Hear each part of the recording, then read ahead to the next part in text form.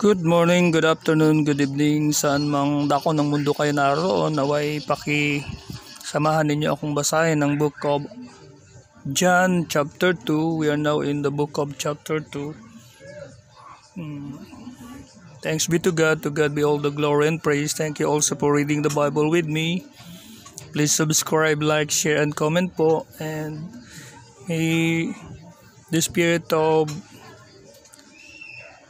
Galatians chapter 6 verse 10 move you to subscribe, like, share, and comment po in my YouTube channel. At sana'y patuloy kayong makibasa at makipakinig sa akin hanggang sa matapos natin lahat ng book of the Bibles.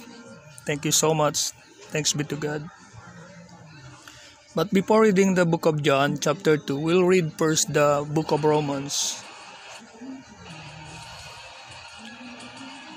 Romans chapter 10 verse 17.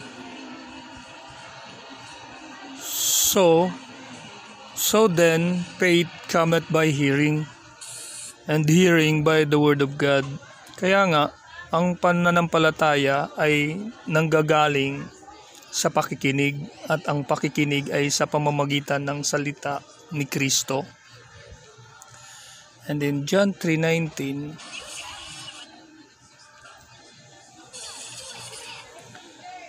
and this is the condemnation, that light is come into the world, and men love darkness rather than light, because their deeds were evil.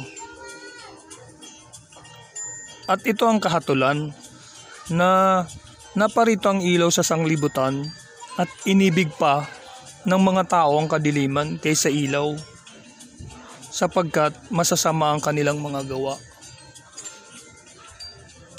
And in chapter 5 verse 14, Matthew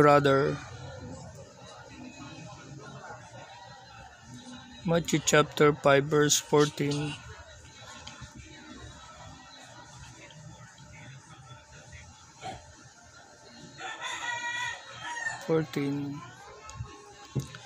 Ye are the light of the world. A city that is set on an hill cannot be hid. Kayo ang ilaw ng sanglibutan. Ang isang bayan na natatayo sa ibabaw ng isang bundok ay hindi maitatago. And in verse 16, let your light so shine before men, that they may see your good works and glorify your Father which is in heaven. Lumiwanag na gayon ang inyong ilaw sa harap ng mga tao, upang makita nila ang inyong mabubuting gawa at kanilang luwalhatiin ng inyong Ama na nasa langit. And let's go back to John chapter 8 verse 12. Then spake Jesus again unto them, saying, I am the light of the world. He that followeth me shall not walk in darkness, but shall have the light of life. Muli ngang nagsalita sa kanila si Jesus na sinasabi, ako ang ilaw ng sanglibutan. Ang sumusunod sa akin ay hindi lalakad sa kadiliman, kundi magkakaroon ng ilaw ng kabuhayan. And in chapter 9 verse 5, as long as I am in the world, I am the light of the world. Samantalang ako'y nasa sanglibutan, ako ang ilaw ng sanglibutan. And in Proverbs 6, chapter 6, verse 23, for the commandment is a lamp, and the law is light, and reproofs of instruction are the way of life. Sapagkat ang utos ay tanglaw, at ang kautusan ay liwanag, at ang mga saway na turo ay daan ng buhay. And in Psalms 119 verse 105, Thy word is a lamp unto my feet, and a light unto my path. Ang salita mo'y ilawan sa aking mga paa, at liwanag sa aking landas. And let's go back to John chapter 6 verse 63. It is the Spirit that quickeneth, the flesh profiteth nothing. The words that I speak unto you, they are spirit, and they are life. Ang espiritu nga ang bumubuhay, sa laman ay walang anumang pinakikinabang. Ang mga salitang sinalita ko sa inyo ay pawang espiritu at pawang buhay. Let's read also the book of 2 Timothy chapter 3 verse 15 to 17. And that from a child thou hast known the holy scriptures, which are able to make thee wise unto salvation through faith which is in Christ Jesus. At mula sa pagkasanggol ay iyong nalalaman ang mga banal na kasulatan na makapagpadunong sa iyo sa ikaliligtas sa pamamagitan ng pananampalataya kay Kristo Jesus. All scripture is given by inspiration of God, and is profitable for doctrine, for reproof, for correction, for instruction in righteousness. Ang lahat ng mga kasulatan na kinasihan ng Diyos ay mapapakinabangan din naman sa pagtuturo, sa pagsansala, sa pagsaway, sa ikatututo na nasa katuwiran. The man of God may be perfect, truly furnished unto all good works, upang ang tao ng Diyos ay maging sakdal, tinuro ang lubos sa lahat ng mga gawang mabuti.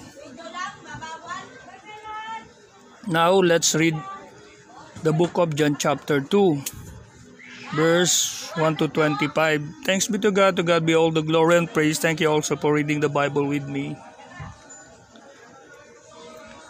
And the third day there was a marriage in Cana of Galilee, and the mother of Jesus was there. At nang ikatlong araw ay nagkaroon ng isang kasalan sa Cana ng Galilea, at naroon ang ina ni Jesus. And both Jesus was called and his disciples to the marriage. At inanyayahan din naman si Jesus at ang kanyang mga alagad sa kasalan. And when they wanted wine, the mother of Jesus said unto him, They have no wine. At nang magkulang ng alak, ang ina ni Jesus ay nagsabi sa kanya, Wala silang alak. Jesus said unto her, Woman, what have I to do with thee? Mine hour is not yet come. At sinabi sa kanya ni Jesus, Babae, anong pakialam ko sa iyo? Ang aking oras ay hindi pa dumarating. His mother said unto the servants, Whatsoever he said unto you, do it. Sinabi ng kanyang ina sa mga alila, Gawin ninyo ang anumang sa inyo'y kanyang sabihin. And there were set there six water pots of stone, after the manner of the purifying of the Jews, containing 2 or 3 firkins apiece. Mayroon nga roong 6 na tapayang bato na nalalagay alinsunod sa kaugaliang paglilinis ng mga Hudyo, na naglalaman ng bawat isa ng 2 o 3 bangang tubig. Jesus said unto them, Fill the water pots with water. And they filled them up to the brim. Sinabi sa kanila ni Jesus, Punuin ninyo ng tubig ang mga tapayan. At kanilang pinuno hanggang sa labi. And he said unto them, Draw out now, and bear unto the governor of the peace. And they bear it. At sinabi niya sa kanila, Kunin ninyo ngayon at inyong iharap sa pangulo ng kapistahan, at kanilang iniharap. When the ruler of the feast had tasted the water that was made wine, and knew not whence it was, but the servants which drew the water knew, the governor of the feast called the bridegroom. At nang matikman ng pangulo ng kapistahan ng tubig na naging alak nga, at hindi niya nalalaman kung saan buhat, datapwat nalalaman ng mga alila na nagsikuha ng tubig, ay tinawag ng pangulo ng kapistahan ng kasintahang lalaki, and said unto him, Every man at the beginning do set forth good wine, and when men have well drunk, then that which is worse. But thou hast kept the good wine until now. At sinabi sa kanya, ang bawat tao ay unang inilalagay ang mabuting alak, at kung mga kainom ng mabuti ang mga tao ay saka inilalagay ang pinakamasama. Itinira mo ang mabuting alak hanggang ngayon. This beginning of miracles did Jesus in Cana of Galilee, and manifested forth his glory, and his disciples believed on him. Ang pasimulang ito ng kanyang mga tanda ay ginawa ni Jesus sa Cana ng Galilea, at inihayag ang kanyang kaluwalhatian at nagsisampalataya sa kanya ang kanyang mga alagad. After this, he went down to Capernaum, he and his mother, and his brethren, and his disciples, and they continued there not many days. Pagkatapos nito ay lumusong siya sa Capernaum, siya at ang kanyang ina at ang kanyang mga kapatid at ang kanyang mga alagad, at sila'y nangatira roong hindi maraming araw. And the Jews' Passover was at hand, and Jesus went up to Jerusalem. At malapit na ang Pasko ng mga Hudyo, at umahon si Jesus sa Jerusalem. And found in the temple those that sold oxen and sheep and doves, and the changers of money sitting. At nasumpungan niya sa templo yung nangagbibili ng mga baka at mga tupa at mga kalapati, at ang mga mamamalit ng salapi na nangakaupo. And when he had made a scourge of small cords, he drove them all out of the temple, and the sheep and the oxen, and poured out the changers' money, and overthrew the tables. At ginawa niyang isang panghampas ang mga lubid, itinaboy niyang lahat sa templo, ang mga tupa at gayon din ang mga baka, at ibinubo niya ang salapi ng mga mamamalit, at ginulo ang kanilang mga dulang. And said unto them that sold doves, Take these things hence, make not my father's house an house of merchandise. At sa nangagbibili ng mga kalapati ay sinabi niya, Alisin ninyo rito ang mga bagay na ito. Huwag ninyong gawin ang bahay ng aking ama na bahay kalakal. And his disciples remembered that it was written, The seal of thine house hath eaten me up. Napag-alaala ng kanyang mga alagad na nasusulat, Kakanin ako ng sikap sa iyong bahay. Then answered the Jews and said unto him, What sign shewest thou unto us, seeing that thou doest these things? Ang mga Hudyo nga ay nagsisagot at sa kanya ay sinabi, Anong tanda ang may pakikita mo sa amin? Yamang ginagawa mo ang mga bagay na ito. Jesus answered and said unto them, Destroy this temple, and in 3 days I will raise it up. Sumagot si Jesus at sa kanila ay sinabi, Igiba ninyo ang templong ito, at aking itatayo sa 3 araw. Then said the Jews, 46 years was this temple in building, and wilt thou rear it up in 3 days? Sinabi nga ng mga Hudyo, 46 na taon ang pagtatayo ng templong ito, at itatayo sa 3 araw? But he spake of the temple of his body. Datapwat, sinasalita niya ang tungkol sa templo ng kanyang katawan. When therefore he was risen from the dead, his disciples remembered that he had said this unto them.